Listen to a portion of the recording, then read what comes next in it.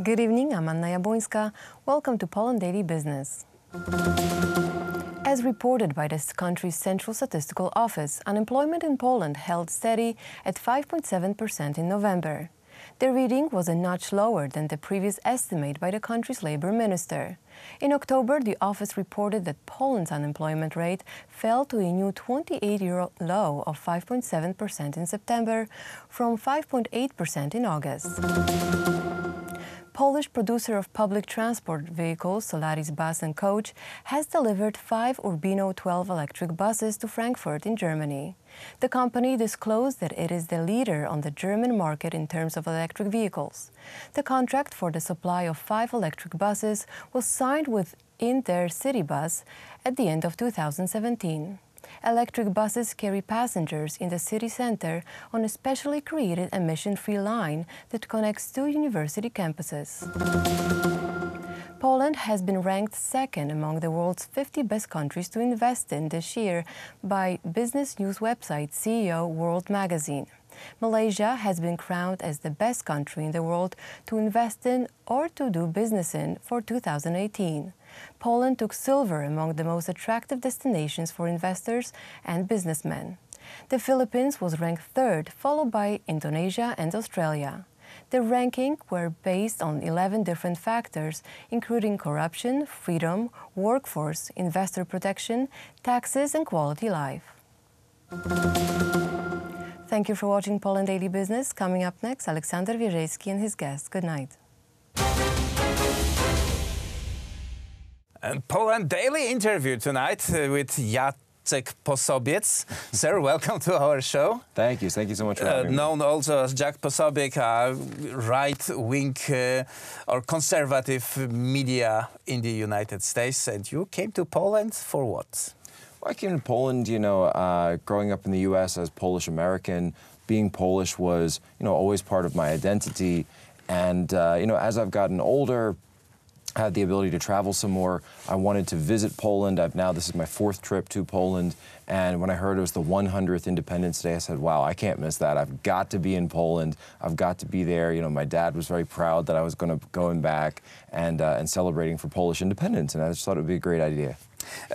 You saw the march in Warsaw. That was like a culmination or apogee of this events. And how did you like it?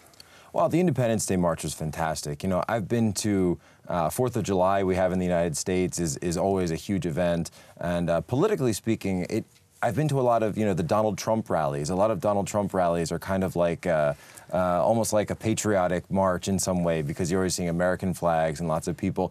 But this was bigger than any of those. This was fantastic. And so many people, 250,000 people. And it was amazing to see. It's very positive energy, very celebratory. And what really was remarkable to me that afterwards, the streets were so clean. I took some pictures afterwards. I said that right down in the middle of the city, the streets were all cleaned almost immediately. And nobody was leaving, trash and everything else. And not a single Polish flag was on the ground. Not one. Every single one was carried the whole way. Fantastic. So that's unique in Poland, you think? It's definitely unique from my experience to see 250,000 people anywhere and they're able to stay clean and they're not leaving stuff all over the place. It was fantastic. Yet last year we had this very negative comments about pretty much the same events. The march was described in the West as a nationalist, as Nazis. We had the European Commission officials saying that 60,000 Nazis marched through the street of Warsaw, and that was pretty much the tone all those media played.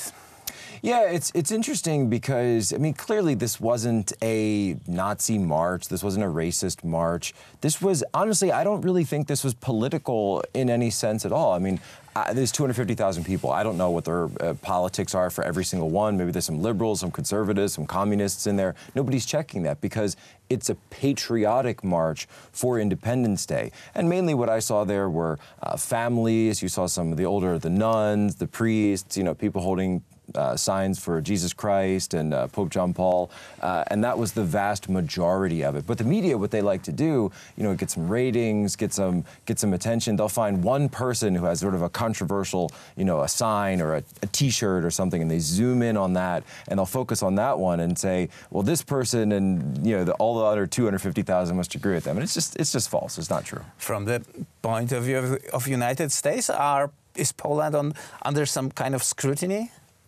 Oh, America loves Poland. The United States absolutely loves Poland. That's a relationship that is so excellent to have, because Poland and the United States are two countries, and maybe the last two countries, I don't know, that really stand up for freedom, that stand up for the rights of the people, that are fighting for the same ideals and values that we see in the West that are slipping away. Those ideals of freedom of religion, of freedom of speech, of having control of your own country and your own borders, language, and culture. That's something that the United States and Poland absolutely share, and I think is strengthening the relationship between the two sides. So, very interesting events in Warsaw. Peaceful march of huge crowd, and that was amazing for Jack Posobiec. I loved it. Sir, thank you very much for visiting our studio. That's it for tonight's Poland Daily Business.